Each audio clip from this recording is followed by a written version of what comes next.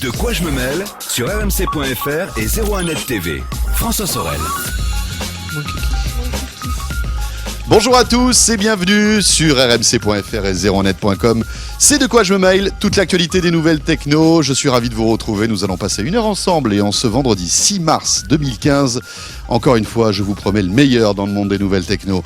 Avec tout à l'heure, le barbu le plus connu de quoi je me mêle, Victor Jakimovic. Master Victor sera là avec sa petite sélection de produits high-tech.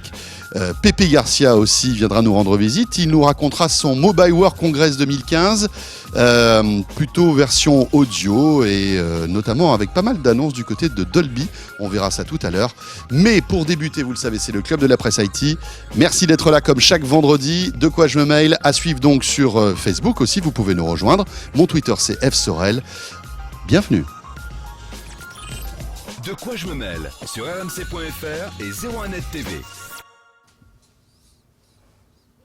Et pour débuter, ce de quoi je me mêle, bien sûr, comme chaque vendredi, c'est le Club de la Presse IT, avec Florence Centro à ma gauche. Bonjour Florence. Bonjour François. À ma droite, Jean-Marie Portal. Bonjour François. Jean-Marie Portal, donc, vous le savez, que vous pouvez retrouver toutes les 2 semaines dans 01net, le mag. Et tous les mercredis. Tous les mercredis, dans Phonaps. Bien sûr, sur 01net TV, qui est le rendez-vous des applis mobiles, hein, bien sûr. Windows Phone, Android, iOS, etc. Bon, tout va bien tous les deux ? Très bien, oui. Florence Centro revient de Barcelone, tout Exactement. comme moi. Ça s'est bien passé, les tapas, tout ça, Oui, olé olé. On a peu dormi parce qu'on a beaucoup travaillé. Oui, c'est vrai, nous avons c'est beaucoup travaillé. La en version effet. officielle, en tout cas. Heureusement que Jean-Marie Portal veillait au grain à Paris. Hein. Oui. Ouais, il Bon. était temps que vous rentriez. Hein. Alors, on va commencer évidemment par l'actu vue par Metro News, Florence, et bien sûr le Mobile World Congress. Incontournable. Alors voilà, on va pas évoquer toutes les nouveautés du Mobile World Congress parce qu'il y en a eu beaucoup, mais malgré tout, un point sur la star de cette édition 2015. Oui, donc comme très attendu, le Samsung Galaxy S6 qui se décline donc en 2 versions, S6 classique et S6 Edge avec un écran avec les petits bords un petit peu incurvés. Et ben c'est une très bonne surprise. Surtout la version Edge, on va dire, parce que c'est vraiment elle qui change un peu tout. Le design est super réussi. Voilà, on voit le Edge, il est sur la droite. Hein. Voilà, pour tous ceux qui nous regardent en vidéo. Alors pour tous ceux qui nous écoutent, imaginez un téléphone avec un écran. L'écran est plat, mais sur les bords, Voilà. juste les bords Il est s'incurvent. courbé, on dirait qu'il est un petit peu tordu, quoi. L'écran Voilà, est tordu. exactement. Bon, c'est bien fait. Hein. Ils n'ont pas tordu ça au marteau. Ça, Le c'est cerclage nickel, hein. me rappelle curieusement un Alors, autre voilà, smartphone. La tranche, surtout sur le haut et le bas, c'est une...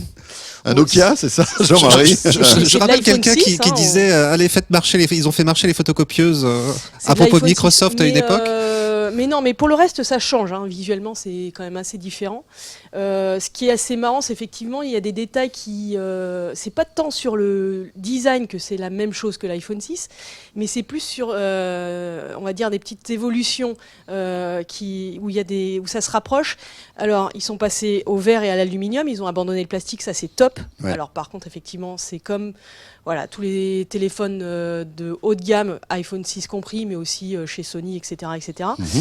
On ne peut plus enlever la batterie. Avant, on a enlevé la coque à l'arrière, on a accédé à la batterie, c'est fini comme sur les iPhones. Ou alors il faut démonter le téléphone. Voilà, Bon, ça, on vous le on ne déconseille. peut plus rajouter de carte micro SD pour étendre la mémoire. Maintenant, c'est du 32, 64, 128 Go. Alors sur iPhone, c'est 16, 64 et 128. Et voilà, il y a plein de petites choses comme ça qui, bon, ça les rapproche. C'était bien la peine de se C'est moquer d'Apple. assez marrant parce que c'est des petits détails que les fans de Samsung reprochaient à Apple. Maintenant, voilà, ça va être un petit peu moins possible. Mais c'est vraiment super bien réussi. Ouais. L'écran Notamment est le très, Edge. très bon. Hein. Notamment le Edge ouais. qui est Alors vraiment, la mauvaise nouvelle, super. c'est les prix. Hein, parce Ouais. que les prix aussi, ils se sont rapprochés bien d'Apple là-dessus. Enfin, c'est la gamme de prix d'Apple, on va dire. C'est la même. Ça commence à 709 pour le premier 32 Go. Et ça dépasse les 1000 € quand on veut le Edge en 128 Go. D'accord. Alors la différence de Et on prix, enlève 150 € à chaque fois voilà. si on veut la version flat, c'est-à-dire Voilà, le avec S6 l'écran non classique, on va incurvé. dire. Ce qui, c'est quand même assez cher. C'est très Pas se cher, mentir. très cher. C'est un pari quand même osé hein, de la part de Samsung, non Jean-Marie? Qu'est-ce que tu penses? C'est-à-dire que je me dis à ce prix-là, moi j'achète du Apple dans ce cas-là. Il y a quand même une image si on au n'aime niveau pas, une image si de on aime marque Android, d'Apple qui non, est plus forte, plus belle que celle de. Mais on voit que Samsung essaie justement De de Samsung. se rapprocher de cette image un petit peu haut de gamme, classieuse on voit typiquement, et même la présentation était évidente. Voilà, Samsung veut rentrer dans le haut de gamme dans le smartphone avec un produit premium, avec une finition particulière et cet écran incurvé qui est unique. Ce sont les seuls à faire ça. Oui, mais on est déjà en train de reprocher à Apple quand même leur politique tarifaire parce que Apple vend ses smartphones très très chers. C'est pas donné à tout le monde de pouvoir s'offrir un iPhone 6, un iPhone 6 Plus. Si chez Samsung on se met à faire la même chose, je veux bien. Ça peut intéresser une frange de clients. Mais c'est un peu la course au prix, alors qu'on a des très bons terminaux, beaucoup moins chers, avec un meilleur rapport qualité-prix, et en fait, y compris chez d'autres systèmes d'exploitation auxquels on ne pense pas forcément par réflexe. Notamment Windows Phone. Un petit coucou à Windows Phone. Et même Firefox OS qui est en train Firefox d'arriver, OS, oui, avec maintenant des marques qui investissent là-dedans, donc c'est plutôt pas mal. Ouais, enfin moi je pas tout de suite. Un téléphone sous Firefox OS, j'attends un petit peu quand même. Oui, d'accord, mais il y avait un LG sous Firefox OS avec notamment l'arrière qui est transparent, donc on voit tous les composants qui étaient superbes. C'était sympa. Ouais, vraiment super joli. D'accord. Ce qu'il faut savoir, c'est que, alors ok, Samsung mise vraiment sur du cher, du très haut de gamme. Mais la plupart des autres concurrents cette année, c'est quand même plutôt, on vise le milieu de gamme, c'est-à-dire là où on fait le plus de volume et on vend le plus de téléphones, c'est-à-dire en dessous de 300 € environ. Et là, on a vraiment des super téléphones qui arrivent avec des fonctionnalités qu'on avait avant sur du haut de gamme qui arrivent en milieu de gamme, et c'est plutôt pas mal. On a par exemple le Sony M4 Aqua, l'Xperia M4 Aqua qui est vraiment joli, qui est très étanche, joli, qui est bien fait, qui a pas mal de fonctionnalités sympas. Et qui va pas être très très cher, qui est aux alentours des 300 €. Il sera 299. Voilà, c'est ça. Donc voilà, c'est en juin, je crois qu'il sera lancé, et vraiment il est pas mal. Il y a un on bel a du écran, Kazam, bel appareil photo, voilà. etc. Enfin, on a des spécificités assez haut de gamme pour un prix. Exactement, on a du Kazam aussi qui arrive. LG, ils ont sorti 4 milieux de gamme avec des noms, je me souviens plus, c'était un petit peu un peu exotique. Et donc voilà, il va y avoir. Il n'y a pas que, parce que forcément le haut de gamme maintenant est très très pris, l'iPhone 6 cartonne, donc c'est compliqué de venir taper là-dessus. Il n'y a que Samsung qui vraiment y va à fond. HTC, c'est un peu la continuité, ils ont fait un joli téléphone, mais il n'y a rien de très très magique là-dedans. Donc cette année, ça va être vraiment sur le milieu de gamme que ça va. Et puis il faut quand même rappeler une chose, c'est que Samsung a une vraie gamme de téléphones. C'est-à-dire qu'il n'y a pas que le Galaxy S6 qui coûte très cher. Ils ont sorti récemment la gamme des Galaxy A, qui est vraiment une gamme très intéressante au niveau design. Ce sont des produits plutôt jolis, et puis surtout qui sont moins chers. Et puis le Galaxy A qui est décliné en 3 tailles d'écran. Je crois que vous avez du 4, du 4.7 et du 5.5 à des prix relativement raisonnables. Donc voilà, on voit que Samsung est en train de taper le très haut gamme avec le Galaxy S6, mais n'oublie pas le moyen de gamme et le bas de gamme avec des téléphones faits pour ces gammes-là. Voilà. Sauf que finalement, ils n'innovent pas des masses, quoi. Enfin, c'est du design, et c'est ça qui est un petit peu décevant aussi, c'est qu'au niveau des smartphones, aujourd'hui, finalement, on fait des smartphones effectivement de plus en plus jolis. Il y a quand même quelques marques. Il y avait ZTE qui présentait un téléphone qui, par exemple, se déverrouillait avec le regard, c'est-à-dire que ça va voir les vaisseaux sanguins ça. du Mais justement, blanc des yeux. ce que je disais à propos de Samsung, eux, ils sont en train de travailler le design, de monter en gamme. Où est l'innovation vraiment derrière ?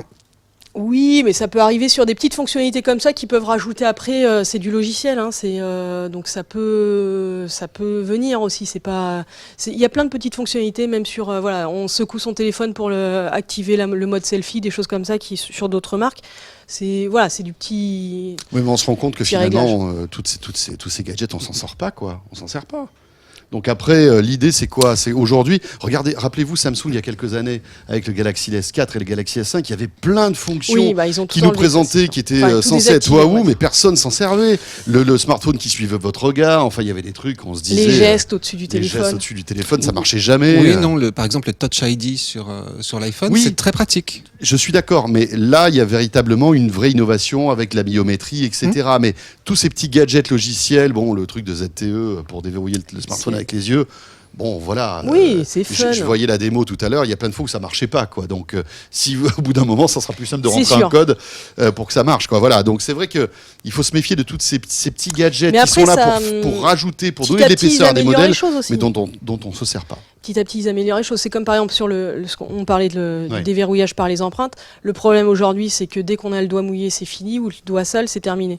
Il y a Qualcomm qui vient justement de présenter à Mobile World Congress un système où, quel que soit le doigt, la qualité du doigt, sale, pas sale, de la poussière, mouillée ou tout, ça marchera parce que c'est une détection en 3D.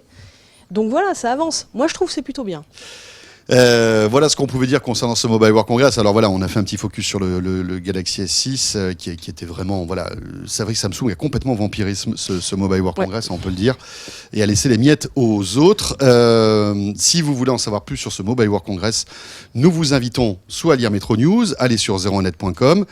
Bientôt vous allez en parler dans 01net Mag, bien évidemment, et puis 01net TV, bien sûr, avec dès maintenant des dizaines et des dizaines de reportages, des talks où on reçoit un petit peu tous les acteurs de la mobilité qu'on a pu interviewer justement à Barcelone.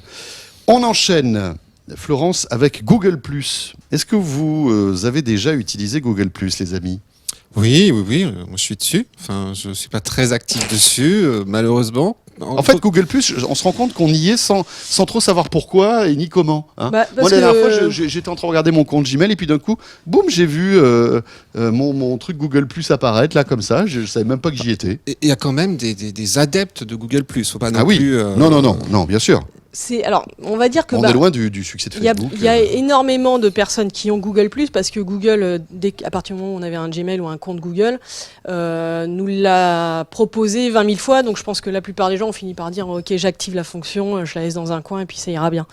Après, on a beaucoup ri en disant qu'il y avait personne, qu'il se passait jamais rien sur Google+. C'est pas vrai, il y avait quand même une certaine activité. Oui, c'est vrai, des fois il y avait des trucs. Ouais. Alors effectivement, c'était plutôt réservé quand même aux geeks un peu. Aux ultra geeks. Oui. On va dire ça. Mais voilà. Mais donc effectivement, Google, ils ont décidé de splitter le service. Alors qu'est-ce qui va se passer ? Google+ va disparaître ou Alors non, oui, en soi Google+ va disparaître, mais en fait il récupère des morceaux de Hangout, ils le mettent ailleurs, etc. Il redistribue un peu tout ça. La stratégie derrière, c'est pas clair. On ne sait pas exactement où est-ce que Google veut aller. Est-ce qu'ils veulent mettre fin totalement à ce système de réseau social ? Parce qu'effectivement, en termes de réseau social pur, Google+, c'est pas ça, quoi. On l'utilise pas comme ça. On utilise des briques parce qu'ils avaient bien intégré les photos, ils avaient bien intégré plein de choses. Maintenant, ils redispatchent un peu tout ça. C'est un peu, on peut dire que c'est un flop. Voilà. Bon. Mais c'est vrai que Google+ était sorti à l'époque pour concurrencer Facebook. On voit que Facebook a véritablement sorti trop tard, mal présenté. Oui. Et puis compliqué aussi. Il y en a d'autres qui se sont payés des flops plus monumentaux derrière Facebook, notamment Microsoft. Ça s'appelait comment leur service ? Je sais même plus d'ailleurs. Ils avaient un truc. Comment ça s'appelait ? C'est une bonne question. C'était un truc. Il y avait un jeu de mots au niveau de la prononciation. Vous voyez, ça nous a tellement marqué qu'on se souvient même plus du nom du service. Cela dit, rappelons que Microsoft a des parts dans Facebook aussi. Alors, c'est quelques pourcentages, mais mine de rien, ils sont dans la danse, comme on dit. Lundi prochain, nous serons en direct sur 01net TV à partir de 17h45 pour une grande soirée Apple. Et oui, le 9 mars, Apple et Tim Cook dévoileront ce qu'on ne sait pas encore concernant l'Apple Watch. Voilà, on pense que c'est l'Apple Watch parce que c'est pas présenté, c'est pas annoncé comme d'habitude. À l'invitation, 2 mots et puis ça paraît être une évidence, mais peut-être qu'on aura une autre surprise. Enfin, ils ont intérêt à être à l'heure si c'est l'Apple Watch, pardon. Oui, ça c'est sûr. C'est vrai. Donc c'est le printemps arrive et Apple nous tient une petite conf impromptue, voilà. Donc on l'a pas vu arriver celle-là. D'habitude il n'y a pas eu trop de... Voilà, on sait à peu près quand Apple va faire des confs. Et là, bim, la semaine dernière, les journalistes ont reçu des invitations. Voilà, c'était quand ? Vendredi dernier ? Vendredi dernier. Oui, je crois que c'était vendredi dernier.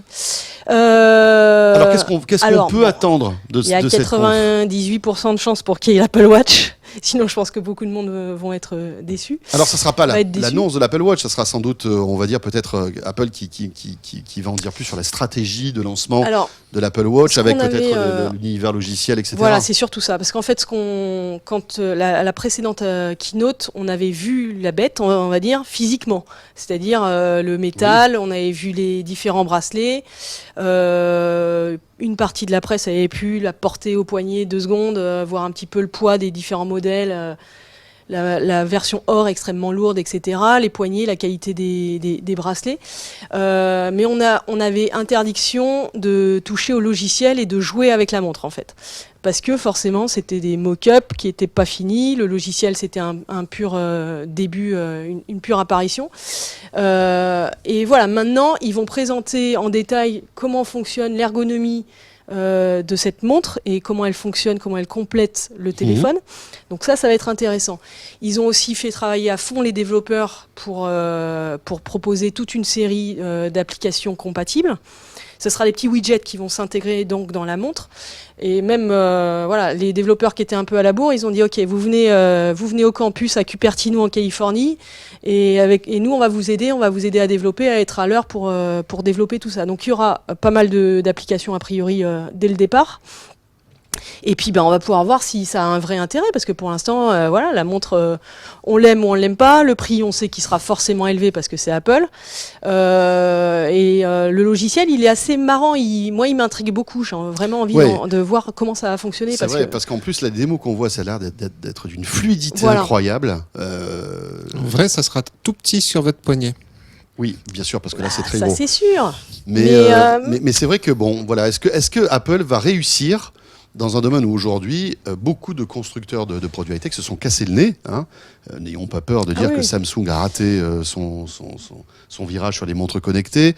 Même si on parle beaucoup de Motorola, de LG, etc., on n'a pas beaucoup de chiffres de vente, donc je ne sais pas s'ils en vendent beaucoup. Et à mon avis, ils en vendent pas beaucoup. Non, mais on sait que les montres ne se vendent pas beaucoup. Elles sont la plupart du temps bradées, c'est-à-dire qu'il y en a eu quand même beaucoup qui ont été offertes avec l'achat d'un téléphone pour €1 de plus. Et on sait que même avec ça, ça ne s'est pas beaucoup vendu. Et effectivement, c'est un peu ce qu'on dit à chaque fois, c'est-à-dire que s'il y a quelqu'un qui peut réussir là où personne n'a réussi, c'est Apple. Donc il y a une grosse pression. À votre avis ? Bon, qu'est-ce que ça va donner cette montre connectée ? Ça ne peut être qu'un avis personnel et qui n'engage que moi. Moi, ça me fait pas plus rêver que ça. Je pense qu'effectivement, l'Apple Watch va trouver son public. Oui, elle va toucher tout de suite une niche auprès des gens Quoi qui sont arrive, très attachés à marcher au départ. Donc il y a de fortes chances pour que les ventes commencent un petit peu sur les chapeaux de roue. Le risque, selon moi, c'est que ça retombe un petit peu comme un soufflet. Parce que effectivement aujourd'hui les montres connectées n'ont pas trouvé leur public, n'ont pas trouvé leur marché. Pourquoi avoir une montre en plus du smartphone, un écran plus petit, alors qu'on a tout le temps son smartphone sur soi? Moi, j'attends vraiment qu'Apple me prouve que cette montre a vraiment une utilité, peut vraiment au quotidien me rendre un service que ne me rend pas mon smartphone. Exactement. Après, c'est pas parce qu'Apple lance un produit qui peut pas se planter. Je vous rappelle que Apple, des flops, ils en ont eu aussi. L'Apple TV, ça a jamais été un succès. Même si moi, je trouve au contraire que c'était un bon produit. Voilà. Donc, il faut pas partir du principe que parce que Apple sort sa montre, forcément, ça va marcher. Non, c'est clair. Et puis, bon, alors on peut parler de l'iPad qui a été un gros succès au départ. On se rend compte aujourd'hui que l'iPad a beaucoup plus de mal à s'imposer. Les ventes baissent. Voilà, les ventes baissent. Donc c'est vrai que Apple va en vendre des millions d'Apple Watch, mais ils vont remplir en fait leur bassin de fans. Mais qu'est-ce qui va se passer après ? C'est ça qui va être intéressant. Lorsque tous les Apple addicts auront acheté cette montre parce qu'ils vont l'acheter, qu'est-ce qui va se passer après ? Est-ce que ça va devenir un produit grand public, comme l'est devenu l'iPhone, ou est-ce que ça restera, on va dire, un produit de niche pour tous les fans de nouvelles techno ? Google s'est planté avec les Google Glass, hein, faut pas oublier non plus. Google, quand ils sortent des produits. Alors les Google Glass, c'était pas tout à fait la même chose. Et les Google Glass avaient un côté vraiment révolutionnaire, les Google Glass, pour le coup. Oui. Mais après, la vraie inquiétude, en fait, c'est l'autonomie. Hein. Moi, c'est là-dessus que ça va. Parce que, à mon avis, le système va être fluide, ça va être bien pensé, il y aura des trucs super sympas. On va se dire, tiens, effectivement, ça marche bien. Après, si je dois la recharger 2 fois par jour parce que je joue un peu avec et que je l'aime bien, ça va vite me fatiguer. Quoi. Vous achetez souvent plus des montres à 400 €? Enfin, je dis ça, je dis rien. On va bien voir. Mais c'est vrai que, bon, en tout cas, on peut pas empêcher Apple son courage et je veux dire l'ambition, hein, c'est pas facile. Hein. Enfin, là, il lance un nouveau produit. Il y a un risque, malgré tout, je trouve, plus important que pour les autres. On verra bien. En tout cas, à partir de lundi soir, 17h45 sur 0net TV, vous pourrez suivre tout ça. Florence, vous y serez, vous, je crois. Je serai à Berlin, oui, parce que la presse européenne est convient à Berlin. Ça se déroule à San Francisco, mais le Apple Europe retransmet cet événement à Berlin. Et Pierre Fontaine aussi de 0net.com, il sera. Florence, merci beaucoup. Merci François. Florence Centraux, donc, du quotidien Métro News. Jean-Marie Portal. François Sorel. Un petit peu de nostalgie maintenant dans le 01net magazine de cette semaine. De la nostalgie à la sauce high-tech. Exactement, puisque nous allons parler de généalogie. C'est vrai qu'on s'est tous plus ou moins posé un jour la question, mais d'où je viens ? Qui suis-je ? Oui. Vers quelle étagère ? Oui, on s'est tous plus ou moins posé la question, et puis Pierre. c'est même un peu plus que ça, puisqu'on a quand même 61% des Français qui ont déjà entrepris des recherches sur leur famille ou leur nom, selon Ipsos. Donc, ce qui veut dire que plus d'un Français sur deux est passé à l'acte, a commencé à chercher un petit peu d'où il venait, et puis est parti un petit peu à la recherche de ses aïeux. On a plus de 2 millions de particuliers qui sont inscrits sur le site Généanet, qui est un gros site de généalogie, et on a plus de 150 associations en France qui regroupe 55 000 membres autour de la généalogie. Autant dire que ça intéresse. Et la nouveauté depuis quelques années maintenant, c'est que vous pouvez quasiment faire ça depuis votre canapé. Avant, il fallait aller à la mairie, chercher l'acte de naissance, et puis aller À l'église. en Bretagne, aller chercher à la mairie de grand-papa, grand-maman, l'acte de naissance, de décès, etc. Maintenant, vous pouvez quasiment tout faire depuis votre canapé, parce que, entre autres, Tout a été numérisé. tout ou presque a été numérisé. Alors si on prend le point de départ, maintenant vous pouvez déjà demander votre acte de naissance, celui de votre père, de votre grand-père, de votre grand-mère en ligne sur le site servicepublic.fr. Et puis surtout, les archives départementales ont été numérisées. Donc ces grands registres où on mettait le nom de la personne, sa date de naissance, le lieu de naissance, etc. ont été numérisés. Et donc vous pouvez y accéder en ligne. Donc ce qui facilite déjà les choses. Par ailleurs, il y a des sites d'associations qui commencent... Alors le problème... Oui. Petit détail, c'est que lorsque vous allez sur les sites d'archives départementales, il faut vous fader quand même les pages numériques, ça n'a pas été indexé. Aïe, aïe, aïe, ça c'est embêtant. Ah oui, il n'y a pas de moteur de recherche. Il n'y a pas de moteur de recherche, donc si, vous pouvez arriver à la lettre, à l'année, mais après, il faut vraiment chercher. Donc, ça peut parfois être un petit peu compliqué, en tout cas un petit peu chronophage, mais vous avez des associations aujourd'hui qui commencent à indexer ces registres. Mhm. Alors c'est payant, il faut souscrire des abonnements, mais c'est pareil, ça vous facilite la vie. D'accord. Donc on peut retrouver à 90% nos origines, remonter jusqu'à quand en fait on peut remonter comme ça ? Vous allez remonter, déjà ça va dépendre aussi de vos origines. Est-ce que vous avez des aïeux qui vivent, qui étaient étrangers ? Oui, c'est parce ça. qu'il y a aussi ce problème-là qu'il faut prendre en compte. Parce que si la France a bien fait son ménage et a bien tout numérisé, c'est peut-être pas le cas de tous les pays. C'est pas le cas de tous les pays. En particulier, c'est pas le cas de l'Italie, qui est un État assez récent, et du coup où les archives sont restées encore dispatchées un petit peu à droite, à gauche. Donc il n'y a pas eu le même travail qu'en France de numérisation et de centralisation des archives d'état civil. Par contre, si vous avez des parents, des aïeux anglo-saxons, là, vous avez un petit peu plus de chances de les retrouver grâce aux Mormons, qui, je vous le rappelle, les Mormons ont entrepris d'indexer tout l'état civil du monde entier. Super, ça. Puisque selon les Mormons, bien évidemment, pour aller au paradis, entre guillemets, il faut avoir été baptisé, et ils ont entrepris de baptiser, y compris les gens qui étaient décédés, pour leur permettre d'accéder à l'au-delà. C'est beau quand même. Mais ça, C'est quand assez même, pratique surtout. C'est pratique. Finalement, c'est très bien. Enfin, ils font ce qu'ils veulent, mais ça rend ligne. plus ou moins service à tout le monde, Ouais, complètement. quelque part. Oui. Après, effectivement, vous pouvez avoir des petits problèmes en dessous de 1790, 1789. On sait très bien qu'il y a des archives qui n'ont pas forcément été toujours Sans compter bien, que j'imagine bien conservées. Pendant les deux guerres, il y a eu sans doute des archives détruites, etc. Voilà. Donc ça doit être un peu compliqué. Vous pouvez bloquer à un moment. Maintenant, pour vous faire aider, ce qu'il faut savoir, c'est qu'il y a des sites où se retrouvent les fans de généalogie, où ils vont s'entraider. Vous lancez des recherches sur vos aïeux, mais peut-être que vous ne le savez pas, un lointain cousin lui-même a commencé à faire son arbre généalogique, et puis ça se croise au bout d'un moment. Donc, de l'un dans l'autre, vous allez peut-être retrouver comme ça indirectement d'autres aïeux. Donc il ne faut pas hésiter à aller sur Facebook, il y a des pages dédiées justement à les généalogies, mais aussi sur certains sites d'entraide où les internautes se retrouvent, les passionnés de généalogie se retrouvent et se filent entre eux des coups de main. C'est gratuit ou pas ? Alors, lorsque vous allez sur les archives départementales, bien évidemment, c'est gratuit. Dès que vous voulez les archives un petit peu indexées qui sont tenues par des associations, là, généralement, c'est des abonnements pas très chers. Soit vous payez à l'acte, soit vous vous abonnez. Les sites d'entraide, généralement, c'est gratuit. Voilà, c'est sympa ça. Après, je vous conseille quand même de vous équiper quand même d'un logiciel au bout d'un moment, si vraiment vous voulez lancer dans l'aventure, parce que vous pouvez tout faire en ligne. Mais si vous voulez garder votre arbre à portée de main, vous avez des logiciels qui sont très bien faits, qui vous permettent en plus d'imprimer facilement votre arbre, voire de l'avoir toujours sur vous dans votre smartphone et de pouvoir, si vous vous déplacez, si vous décidez de vous déplacer, prendre la maison de grand papy, grand mamie, la tombe, et d'ajouter ça dans vos archives automatiquement sur le logiciel. D'accord. Puisque ça se synchronise. Donc voilà. Il y a plein de choses à faire. Si vous voulez en savoir plus, je vous conseille la lecture de ce très bel article dont l'auteur en fait de cet article, notre journaliste, s'est lancée elle-même dans la quête de ses aïeux. Elle raconte elle a justement retrouvé ses comment elle s'y est pris.